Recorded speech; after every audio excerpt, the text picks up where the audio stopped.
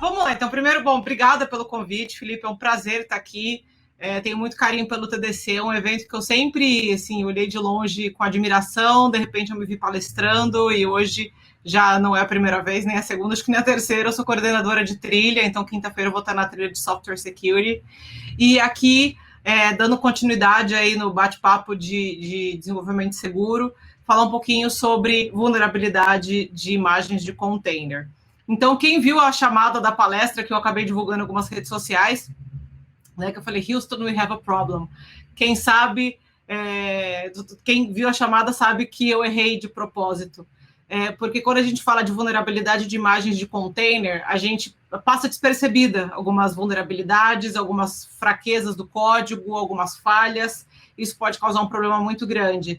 E assim como Houston, we have a problem, muita gente achou que não tinha nada de errado, algumas pessoas vieram falar comigo, Carol, você postou errado. E é justamente para provocar e chamar essa atenção que algumas coisas passam batido. Se a gente estivesse lendo esse código, talvez lendo qualquer uma dessas palavras, vocês entenderiam da mesma forma que é um trocadilho, né, com o mundo aí da NASA e das bases de lançamento. Houston, we have a problem, poderia ter qualquer uma dessas grafias que acho que vocês também entenderiam da mesma forma se eu tivesse somente lendo. Então, por isso que é importante, agora já corrigido, né, para ninguém achar que eu não sei falar inglês, se eu não tivesse falado, eu teria passado despercebido, e eu quero que vocês tenham essa mesma ideia, apesar de ter sido uma brincadeira, essa mesma ideia quando vocês falam da segurança das imagens dos containers de vocês. Então, falando um pouquinho de mim, a ideia não é falar de mim, a ideia é passar eu queria deixar um conceito aqui para vocês pensarem, mas só para vocês entenderem, porque no slide anterior falava, né, diretora comercial, e todo mundo já pensa, poxa, vai falar de produto, né? Existe um preconceito com nós, né, essa classe vendedora de produtos. A gente não fala só de venda de produtos. Não vou fazer nenhum pitch comercial aqui, a ideia não é essa. Eu quero só trazer uma reflexão para vocês e, obviamente, trazer um problema e uma solução.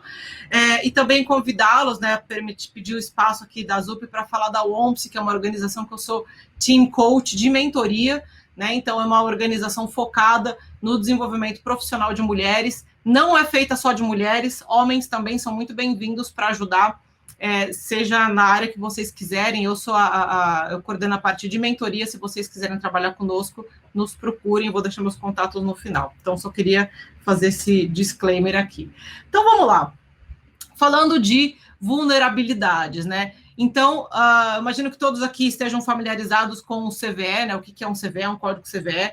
E vocês estão vendo que os números, eles são absurdos ano a ano, né? Então, a última coluninha verde, ela não está maior que a anterior, que é azul, lilás, não sei que cor que chega aí para vocês, para mim aqui está azul, no retorno está lilás, que é o número de 2021. Então, o número de CVEs registrados ainda está em contagem, porque a gente está no meio do ano, acabou de entrar no meio do ano.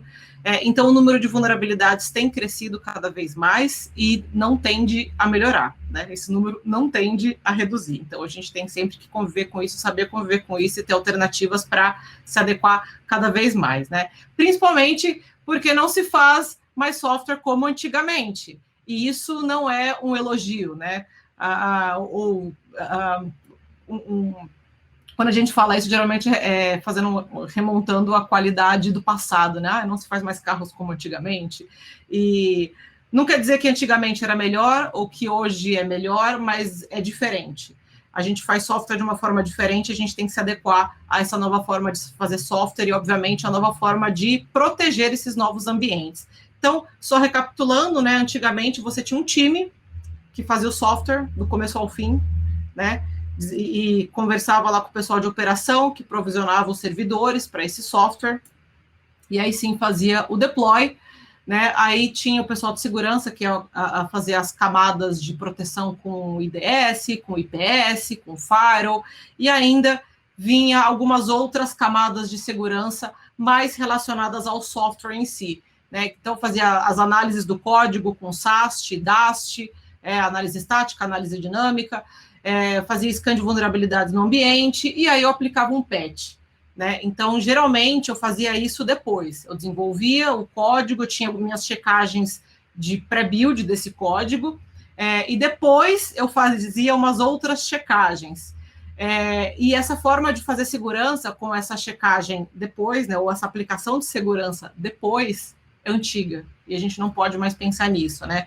Por algumas razões. Uma delas é que a gente está falando de imagens de containers, de aplicações cloud native, e o tempo de vida de um container, né? Aqui tem a quantidade de containers, esses dados não são meus, tá? Eu coloco a referência em todos eles, para vocês não acharem que eu estou inventando alguma coisa absurda para assustar vocês, mas aqui um estudo feito que a quantidade de containers de determinadas aplicações, né, qual a quantidade que dura menos de 10 segundos, menos de 1 minuto, até mais do que 2 semanas. Né, e aproximadamente 50% dessa quantidade de containers, eles vivem menos de 5 minutos, né, menos ou até 5 minutos. Então, são unidades computacionais que elas nascem, elas executam uma tarefa, fazem uma checagem, fazem uma consulta e morrem. Então, como que eu consigo fazer, né, que nem antigamente, trazer esse conceito de segurança e aplicar um patch? O scan de vulnerabilidade já rodou muito mais do que esses 5 minutos e o patch, né, nem se fala. Então, eu não posso mais pensar segurança como eu pensava anteriormente. E quando a gente fala de desenvolvimento de código, ou desenvolvimento seguro, ou segurança de software, tem 1 zilhão de coisas que podem ser feitas, né? Aqui eu estou dando alguns drops aqui de algumas alternativas, mas tem muita coisa que pode ser feita. Esse quadrinho, ele é um pedacinho pequenininho do pôster da Sans.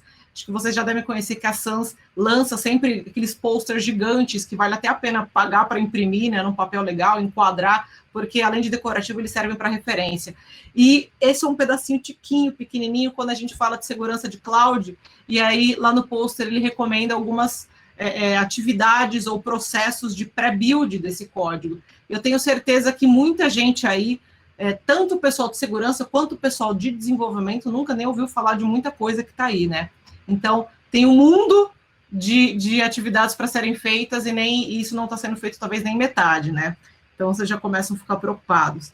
Então, voltando aqui aos trilhos aqui da minha linha de raciocínio, estava falando que agora a gente faz software de uma nova forma, a gente trabalha com unidades computacionais diferentes, essa coisa de desenvolver o código do começo ao fim já não existe mais. Hoje em dia eu desenvolvo códigos em pequenos elementos, pequenas unidades computacionais totalmente desacopladas uma da outra, o que facilita a escalabilidade, facilita update, facilita um monte de coisa, rapidez de jogar essa aplicação no mercado, porque, claro, que no fim do dia tudo é business, então eu vou jogar rápido no mercado, eu vou reagir rapidamente ao mercado, e tudo isso eu só consigo fazer porque eu trabalho hoje com aplicações cloud native.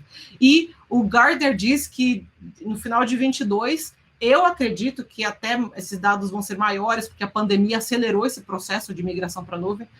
75% das organizações do mundo vão estar utilizando aplicações containerizadas. Então, é uma realidade. Aquele modelo de fazer aquele software gigante que vai rodar no único servidor não existe mais, está mudando, está alterando. E claro que para conseguir dar vazão disso tudo, essa velocidade toda, é muito utilizado o software livre, open source, ou a reutilização, reaproveitamento de código. Se tem um monte de coisa pronta que vai ajudar no meu código, por que eu vou criar do zero algumas funcionalidades que já estão prontas, né? Por que eu tenho que desenvolver do zero um código para transformar minha aplicação num container, se eu vou lá no repositório do Docker e baixo um código pronto para empacotar minha aplicação em container? Então, o código desenvolvido pela equipe interna, pela empresa, hoje é muito pequena, e a quantidade de código reaproveitado é muito grande. E como que eu posso, então, garantir a segurança disso tudo se eu tenho uma cadeia de suprimentos enorme, né, e eu tenho controle de fato, né, de um pedacinho disso tudo? Então, aqui só para preocupá-los mais, eu estou vendo o Felipe tomando alguma coisa, eu vou tomar minha água. Ou minha água ou meu café no copinho da Azul, que eu também ganhei. Então, aqui é o número de vulnerabilidades encontradas, né, em códigos open por ano. Então, 2020 já teve um acréscimo enorme, né, comparado ao ano anterior, e vem crescendo assim exponencialmente. Então, a gente não precisa nem pensar como é que vai ser o gráfico de 21, né? 2021 talvez seja o dobro do que foi encontrado ano passado. E, obviamente, que cada vez mais a gente vai ter esses números elevados, porque a gente também tem detectado mais, a gente consegue ter visibilidade cada vez mais. E aqui também um outro dado para preocupá-los, né, desse mesmo relatório, que mais de 95% das organizações no mundo, elas vão utilizar código aberto em suas aplicações de missão crítica. Eu estou falando que uma aplicação de, sei lá, um billing de uma operadora, por exemplo, que é o core business de uma empresa, claro que vai ter customização de software, mas muito desse software vai ser reaproveitado, vai ser herdado de algum lugar. Então, essa é a preocupação de você garantir imagens seguras, porque eu não tenho mais controle do meu código somente, né? Antes eu tinha, já era complicado, já tinha problema, imagina agora. E aí, para complicar, né, pessoal de segurança fala mal de desenvolvedor, não vim falar mal de ninguém aqui, apesar de eu ter vindo do mundo de segurança, mas esse dado, gente, é preocupante, chega a ser engraçado, né? Você olha para esse dado e fala assim, ué, que os desenvolvedores, eles sabem que segurança é importante, mas eles não têm tempo para gastar com isso. Então, você fala, mas como assim, né? Então, e vocês estão vendo que de 18, 19 e 20, o número continua muito parecido, né? É quase ali metade dos desenvolvedores. Então, não está mudando. E talvez não vá mudar. O desenvolvedor, ele tem uma cabeça focada em desempenho, focada em funcionalidade, focada em prazo. Segurança está na cabeça de outras pessoas, por isso que vocês, né, desenvolvedores e time de InfoSec, vocês têm que trabalhar em conjunto para poder sair do lado de lá com algo que atenda, né? E por essa mentalidade e talvez pelas dificuldades também de se trazer segurança para esse mundo novo, desacoplado, distribuído, totalmente focado em nuvem, a gente tem um tempo de remediação entre uma vulnerabilidade descoberta e ela ter sido mitigada, né, de mais de uma semana, que já é crítico, até o tempo infinito, né, ao infinito e além. Então, tem vulnerabilidade que ela nunca é mitigada. Você pode ter a sorte de ser, né, abençoado por Deus e sua aplicação nunca ser invadida ou comprometida, mas pode ser que um único dia, meia hora pode ser uma janela de exposição suficiente para um atacante, alguém malicioso, explorar essa vulnerabilidade. Então, a janela de oportunidade de um hacker é enorme, né? Em uma semana, a gente sabe que dá para fazer miséria se você tiver aí sua aplicação exposta. Então, vamos lá, né? Acho que já está todo mundo um pouco preocupado, devido a essa mentalidade, devido aos problemas que a gente tem nas imagens, devido às dificuldades de se proteger as imagens desses containers, o reaproveitamento de código, o alto número de vulnerabilidades em códigos open e o crescente número de vulnerabilidades em todo tipo de código, a gente tem visto ataques e mais ataques um atrás do outro. Eu vejo que quando segurança da aplicação é um tema, segurança da informação, perdão, é um tema tratado no Jornal Nacional, né, no Fantástico, é porque tá sério, né, não tá mais naquele mundinho nosso de tecnologia, é algo que no dia a dia se fala. E quando a gente fala dessas novas arquiteturas, quando a gente fala de cloud native, a gente fala de novos ataques. E a gente não pode pensar em segurança tradicional para essa nova arquitetura. Então, se você estiver pensando segurança, né, como antigamente, você está pensando errado.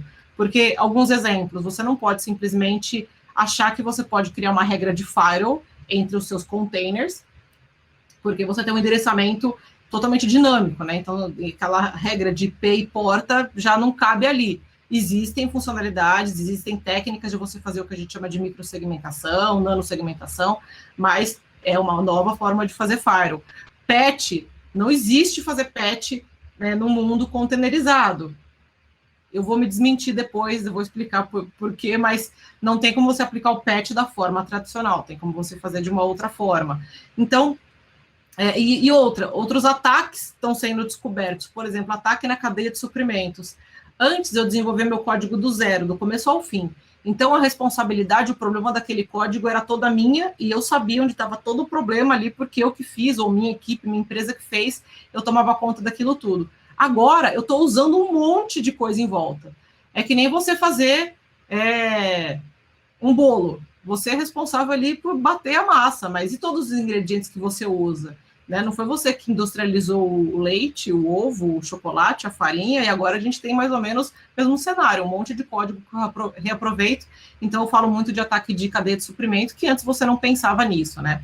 Então, só estou trazendo problema. E falando em problema e utilização de software livre, a Aqua lançou um relatório bem bacana, que eu vou deixar o link para vocês depois, do final do ano passado, não lembro se foi lançado no início desse ano ou já no final do ano passado, justamente sobre esse tema de reaproveitamento de código, software livre e as vulnerabilidades que eles trazem, né? Então, o que a gente fez? A gente baixou uma imagem disponível no Docker, uma das top imagens ali no repositório do Docker, instalou no nosso ambiente, que foi um honeypot, né? Então, a gente fez um ambiente com essa imagem, sabendo que essa imagem era vulnerável, e é uma imagem que ela é largamente utilizada, né? Talvez todos vocês aí estejam utilizando essa imagem de Docker.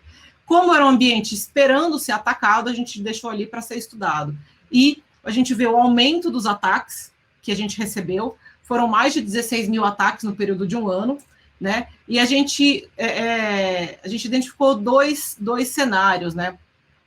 Primeiro que os ataques, grande maioria, assim, mais de 90%, porque essa vulnerabilidade dentro dessa imagem, acho que era uma API mal configurada, permitia que criptomineradores explorassem o meu ambiente para minerar moedas digitais. Então, esse é um ataque muito comum, roubo de recurso, não necessariamente de informação, né, vazamento de informação, mas o roubo de recurso.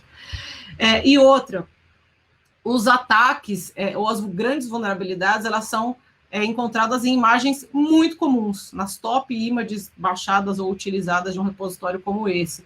E quanto mais pop a imagem, quanto mais popular, maior o risco, né? Porque as pessoas têm baixado, falar do Docker, ou é de um repositório de um vendor conhecido, tá? E daí? Né? Pode ser que esteja com problema e você não sabe. Então, você é responsável por essas imagens também, porque uma vulnerabilidade dessa que você não checa e que passa batido, que nem o Houston, que eu coloquei lá no começo, ela pode se propagar no seu pipeline, chegar em produção, e aí, meu filho, você tá perdido. Então, vamos lá. Como é que você, né, resolve isso? Então, o famoso SAST, ou análise estática de código, é algo que deve ser utilizado sim, né? Vou ainda falar disso, já vou comentar da ZUP aqui no como eles também podem te ajudar. Então, revisar o seu código é muito importante. Existem novas soluções de checagem de imagens, que não é exatamente o que o SAST vai fazer, mas que não elimina o papel do SAST. Então, vocês precisam utilizar para encontrar essas falhas nos seus códigos. E, obviamente, pensar também em novas alternativas quando a gente fala de imagens de container. Por quê? Por que o SAST não é suficiente sozinho quando a gente fala de análise de container? Porque falar de análise de container é mais ou menos você garantir que uma mala que você não fez está segura. Então, o SAST, ele, em uma analogia bem alto nível, ele vai analisar tudo que tem dentro da sua mala que você fez. Então, ele vai ver se está tudo de acordo, se você colocou a quantidade de roupa certinho, mas uma mala que você fez. Agora, imagina você ter uma mala que foi feita por outra pessoa. Quem garante que ela está bem feita, né?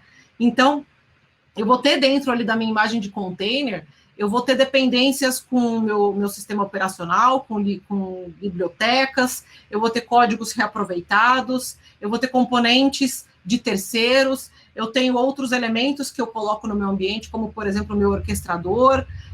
Então, assim, eu preciso checar todo esse ecossistema, por isso que eu preciso de uma solução que é o que a gente chama de scan de imagens de container. Então, é justamente complementar ao que vocês já vinham fazendo de SAST e DAST, agora a gente tem também scan de vulnerabilidade de containers. E, obviamente, que fazer gestão de vulnerabilidade num ambiente tão dinâmico, tão rápido, tão distribuído, você precisa ter ferramentas que te permitam isso. E, obviamente, que você pode automatizar esse processo no seu pipeline, assim como você vem automatizando um monte de coisa. Então, o conceito, ele é bem simples, tá? Principalmente quando a gente fala só de imagens, tem muito mais coisa que você pode fazer depois.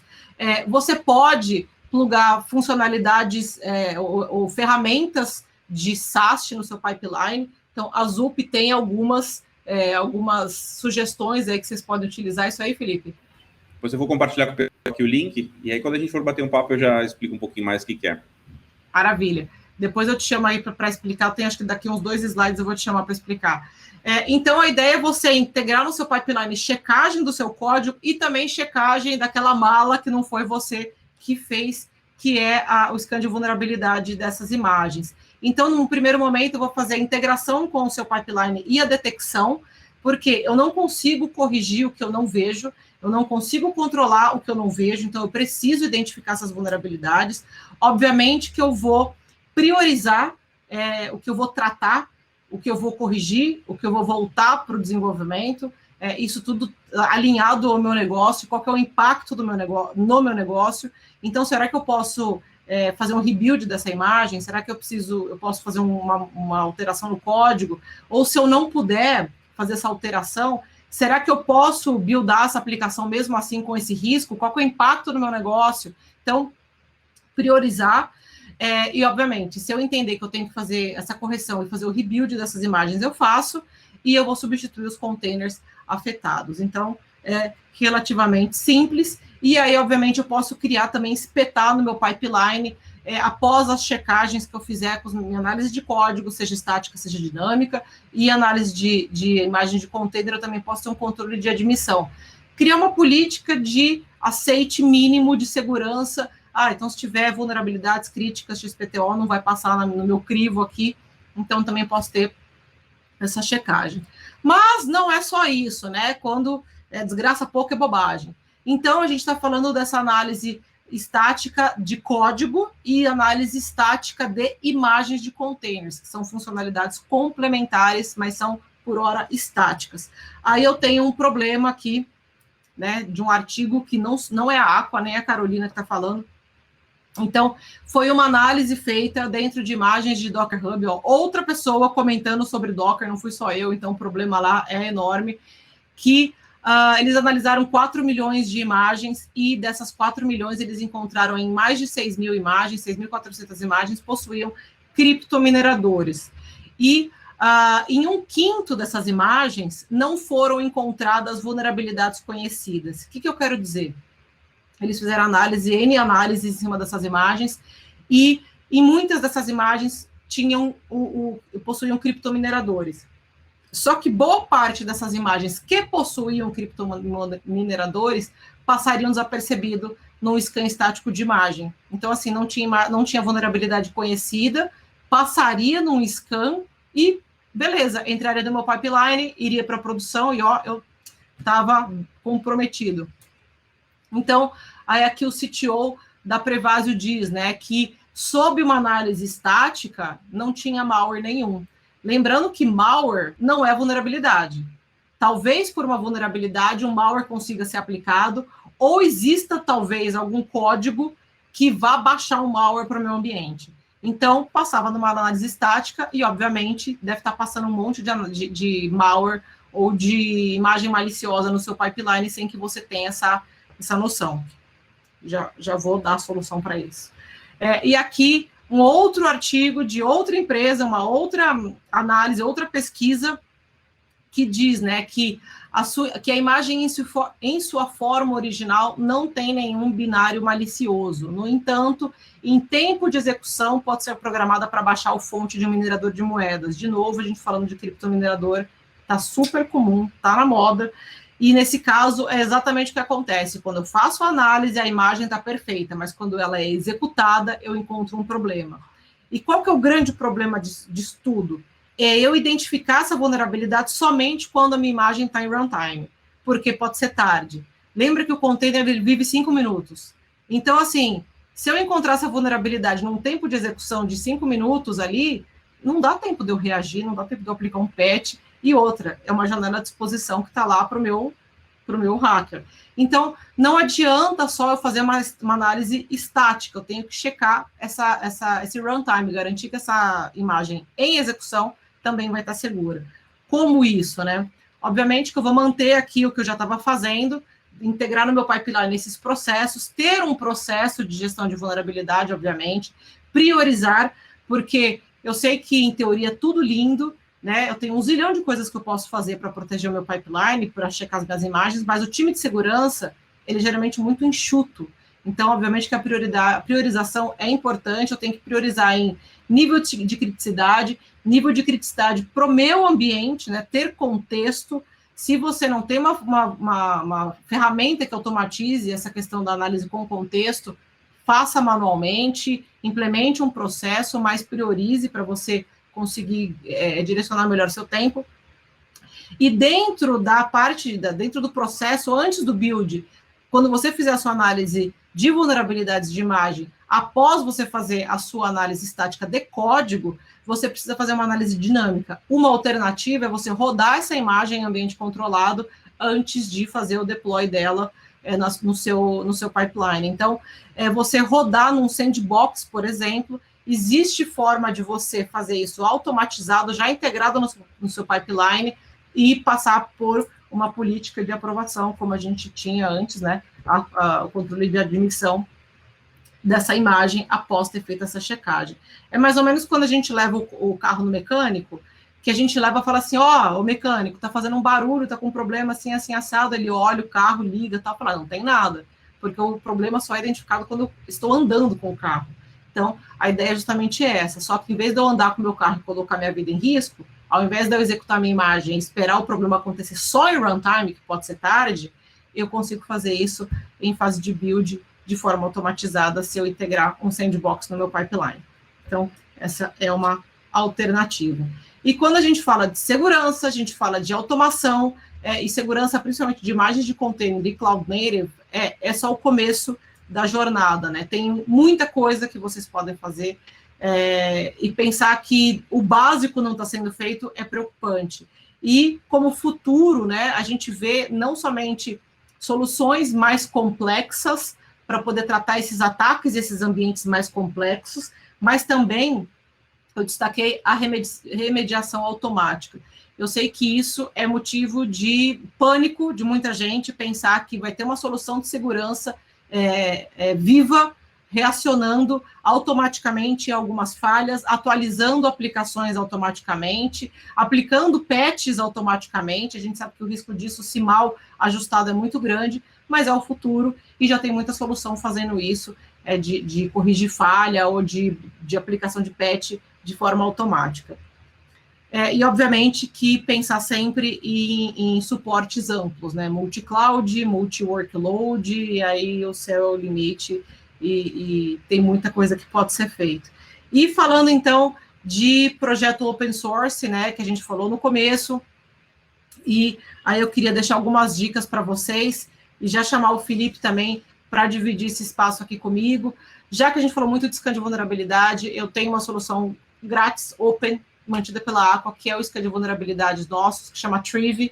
Então, vocês podem baixar lá no nosso site.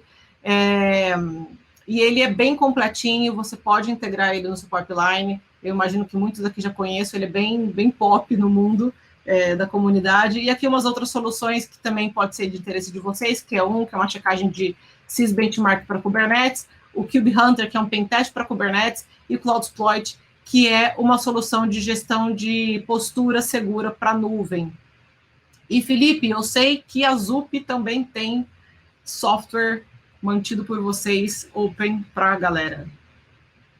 Eu acho que isso que a gente fez um bate-papo, né? A Carol participou do Mayhem Conference comigo, foi um evento que a gente trouxe aqui para o Brasil algumas semanas atrás, e nós falamos muito sobre isso, né? Sobre projetos open source no final também, né? A gente fez um bate-bola, e casualmente a gente tem tempo para fazer isso agora.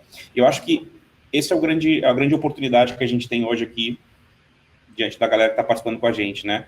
O Triv, por exemplo, é uma ferramenta fantástica, muito conhecida lá fora também, né? Por auxiliar nesse processo de scan de imagens.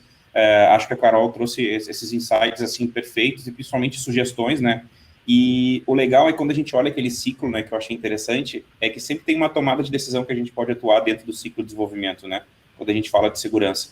E é justamente empoderar, né, a pessoa desenvolvedora a poder, de fato, olhar um pouco mais para a segurança nesse sentido, né. Então, como a gente vem conversando durante a manhã, né, tudo bem que pode existir um gap na parte educacional, na parte acadêmica em si, mas a gente não pode ficar reclamando disso, né? A vida está aí, a gente tem que produzir. Então, através disso que a Zup também tem alguns projetos open source, eu vou deixar o link aqui do AuroSec, que é uma ferramenta SAST, né, um projeto SAST que auxilia bastante esse projeto quando a gente fala do ciclo de desenvolvimento. Então, ele pode muito bem trabalhar isso, entregar isso para a mão do desenvolvedor, né, enquanto ele está trabalhando, atuando ali através de uma CLI, ou como as pessoas que participaram com a gente hoje de manhã, que já utilizam ele através da IDE, né, do VS Code, por exemplo. Então, está vendo o código muito mais prático, muito mais rápido e consegue ver os insights que o projeto pode trazer. E não só isso, mas também nessa esteira de pipeline, né, onde ele pode colocar, se o código estiver vulnerável, né, ele pode justamente quebrar a pipeline para que o desenvolvedor, né, possa fazer essa tratativa e tal. Então, o open source está aí, gente. E para mim isso que é bacana, né? A Aqua tem projetos open source, a Zup tem projetos open source, até o Peterson acho que colocou ali, né, que seria interessante estar no radar, né, da gente, das empresas que trabalham com desenvolvimento de software como um todo, alguma coisa similar ao como é que é o nome da ferramenta? TruthWorks. Eu particularmente já vi o nome dessa ferramenta, nunca usei, mas são projetos, acho que tudo é insights, né, e então acho que isso que é o bacana aqui. Tem uma perguntinha aqui, Carol, vamos ver aqui. Hoje existe alguma certificação de segurança para empresas do tipo ISO ou MPS.br, certificando uma empresa que ela segue todos os passos de segurança? Felipe, eu desconheço se tem. Existem várias certificações de boas práticas, mas eu desconheço algo específico para ciclo de desenvolvimento de software, ou ciclo seguro. Eu vou te dizer que quando a gente fala de segurança no processo de ciclo de desenvolvimento, também não tem uma clara, algo que seja assim conhecido de mercado, vamos lá. Existem os muitos frameworks que a gente vê, né, com algum guidance, alguma coisa assim, com algum direcionamento. O próprio, né, SDLC, ele te dá um guidance de como tu deve levar isso, né, dentro dessa linha, e obviamente com a adição do S, né, que é o Secure, o S de segurança dentro do ciclo de desenvolvimento, para tu realmente colocar isso com um viés um pouco mais de segurança. Então, acho que é interessante, né, até isso, assim, até o Lúcio colocou ali no chat, né, a gente tem o fórum, acho que essa pergunta, né, tanto do Rafael quanto do Peterson, né, eu acho que são perguntas interessantes para a gente trazer para dentro do fórum, né, tem o fórum.zup.com.br, que é um portal onde a gente quer convidar toda a comunidade para estar lá e debater esse tipo de assunto, né? A gente não precisa ficar restrito só aqui ao TDC, né? E estender isso, né? Existe hoje só uma empresa que é mantenedora, por exemplo, do AuroSec e de outros projetos que a gente tem, como o Beagle, como o Reach, como o Charles, assim como a Aqua é mantenedora do Trivi, do Cube Hunter e assim por diante. A gente está aí para trabalhar para a comunidade. E deixa eu aproveitar, Carol, não sei se tu tem mais algum slide para mostrar, mas eu queria te fazer uma pergunta. Eu acho que eu tenho só um slide para concluir. Então beleza, termina aí, depois eu te faço essa pergunta. Tá bom. Só concluindo que eu queria deixar uma informação aqui. As referências, né, então...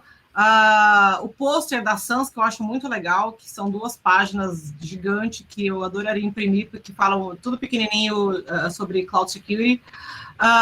Os nossos projetos open source, então tá lá no site aquasec.com, Aqua sem C.